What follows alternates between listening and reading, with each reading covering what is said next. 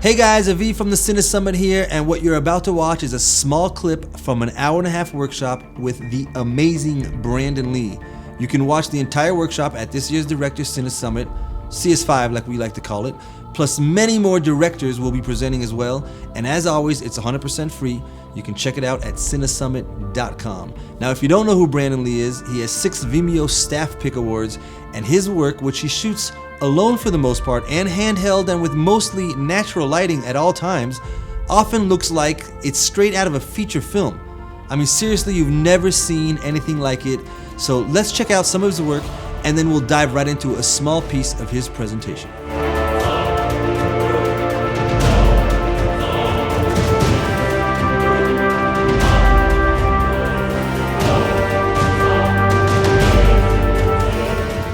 Yeah, it's just a basic way of thinking when you're shooting. It's like, if you're not just shooting for the montage, if you're shooting to actually create a whole little scene out of the action that's occurring in front of you, you want to ask yourself, okay, how can I show something changing in this scene? It could be just the weather going from sunny to rainy. It could be somebody getting tired and then lying down. It doesn't have to be a big thing. It doesn't have to be Gladiator. You should think of it as you're bringing your audience into a world, and you want to keep going deeper into the world throughout the film.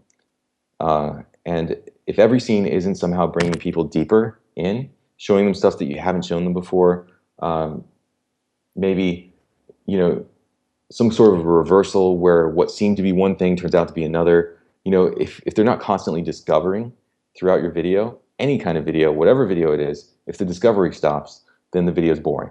Something has to change at the end of every scene. Ideally, something would change at the end of every shot, and something definitely has to be different by the end of your film. Right. Wow. It applies to scene or montage. Would you say that your films are basically the blend, and that's the power of your films? Because now I have to go and rewatch everything and start paying attention to when it was a scene and when it was a montage.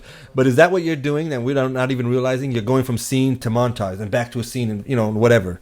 Most of my films are a bunch of little scenes. There's almost nothing that's pure montage. Yeah. Sometimes I have pure montage, where it's just shot.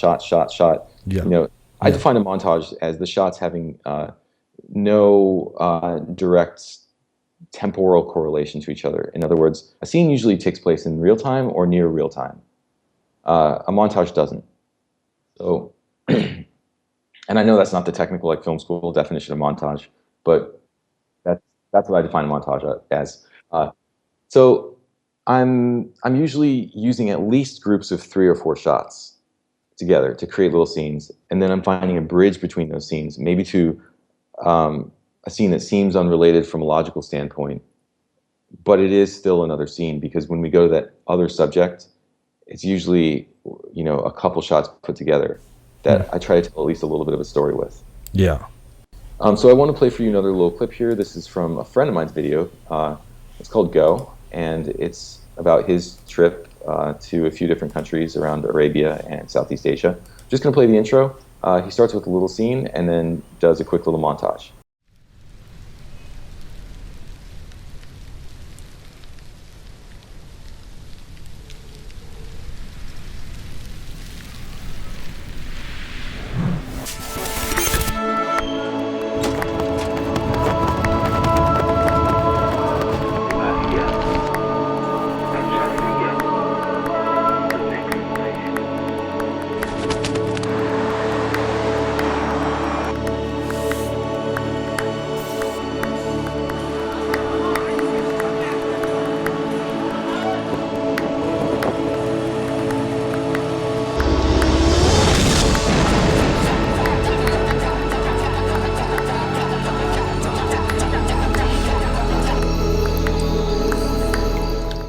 So what he has at the very beginning, it's just barely a scene, but I would say it qualifies, because he shows a girl looking out a window, and then she discovers the snow.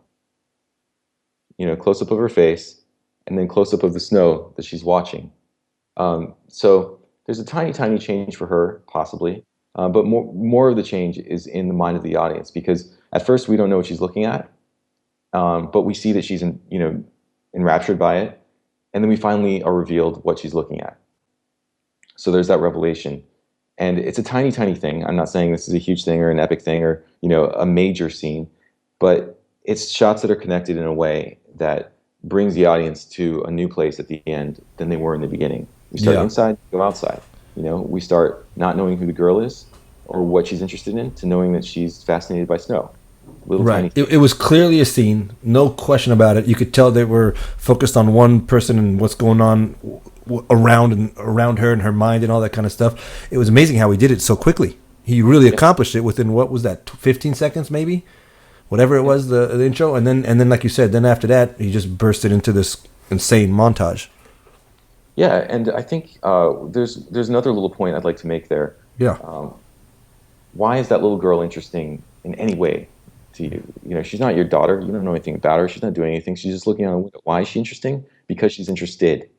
She's enraptured by the snow. She's not just casually glancing at the snow. She's not like on her phone while it's snowing outside. She's not like looking around like all wall-eyed and stuff. She's just zoned in. She's focused. She's all about the snow. And I try to capture people in moments of rapture, regardless of what they're doing. They could be tying their shoe. But if somebody is interested enough in what they're doing, they become interesting to the audience. Wow, that's great. You're sucked into their life. Yeah, because they're sucked in. Actually, so my friend told me about how he was trying to film that scene. And he said that he kept filming with his daughter, and she just was not giving a crap about the snow.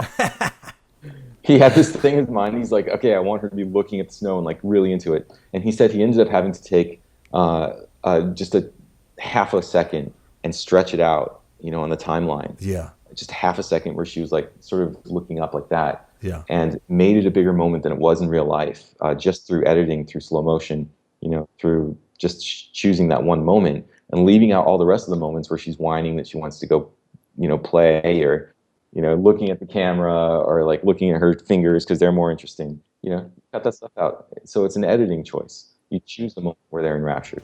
So there you go. If you want to see the entire 90-minute presentation, which is packed with actionable content throughout, as well as check out all the other directors' workshops for free, hop on over to CineSummit.com, put in your email, and you'll be right in. See you there.